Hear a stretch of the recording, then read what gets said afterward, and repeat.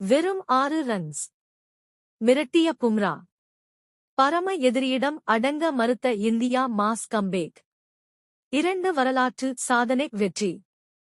ICC T20 உலகக் கோப்பை 2024 தொடரில் ரசிகர்கள் மிகுந்த ஆர்வத்துடன் காத்திருந்த இந்தியா மற்றும் பாகிஸ்தான் அணிகள் மோதிய போட்டி ஜூன் 9ஆம் தேதி நியூயார்க் நகரில் நடைபெற்றது. அந்த போட்டியில் டாஸ் வென்ற பாகிஸ்தான் முதலில் பவுலிங் செய்வதாக அறிவித்தது.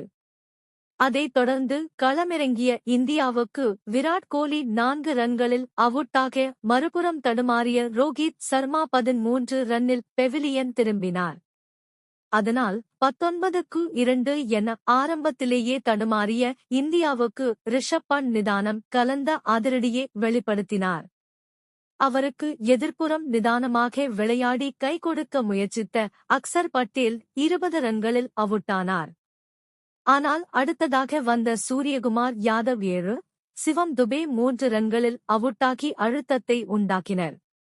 அடுத்த ஓவரிலேயே மறுபுறம் போராடிய ரிஷப் பண்ட் 42 ரன்கள் எடுத்து ஆட்டமிழந்தார்.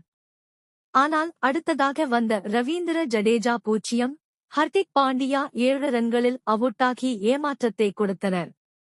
அதனால் கடைசியில் அர்ஷ்தீப் சிங் 9, சிராஜ் 7 ரன்கள் எடுத்தும் 19 ஓவரில் 119 ரன்கள் மட்டுமே எடுத்த இந்திய அணி பாகிஸ்தானுக்கு எதிராக முதல் முறையாக டி20 கிரிக்கெட்டில் ஆல் அவுட்டானது. அந்தளவுக்கு பந்து வீச்சில் அசத்திய பாகிஸ்தான் சார்பில் அதிகபட்சமாக நாசீம் ஷா 3, ஹரிஷ் ரவூப் 3 விக்கெட்டுகளை எடுத்தனர். அதைத் தொடர்ந்து 120 ரன்களை துரத்திய பாகிஸ்தானுக்கு கேப்டன் பாபர் அசாம் 13 ரன்களில் பும்ரா வேகத்தில் அவுட்டானார். அதேபோல மறுபுறம் தடுமாறிய முகமது ரிஸ்வான் 7 ரன்களில் கொடுத்த கேட்சை சிவம் துபே கோட்டை விட்டார். அதனால் ரசிகர்கள் கடுப்பான நிலையில் அடுத்ததாக வந்து தடுமாறிய உஸ்மான் கான் 13 ரன்களில் அக்சர் படேல் சுழலில் சிக்கினார். அதைத் தொடர்ந்து வந்த பக்கார் ஜமான் அதிரடியாக விளையாடி 13 ரன்கள் எடுத்து அச்சுறுத்தலை கொடுத்தபோது பாண்டியா வேகத்தில் அவுட்டானார்.